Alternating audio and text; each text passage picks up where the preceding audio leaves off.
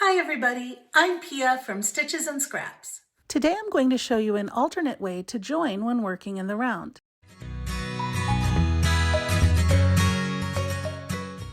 So pull your loop up big, insert your hook into the stitch you want to join into, grab that loop and pull it through. Now going front to back that way puts the first stitch of the round slightly on top of the last stitch of the round. And if you go from back to front through this stitch, that will put the last stitch of the round slightly in front of the first stitch of the round. Now you can just continue crocheting like normal. And that is a neater way to join your rounds without using a slip stitch. If you enjoyed this video, please give me a thumbs up, share it with your friends, or leave me a comment.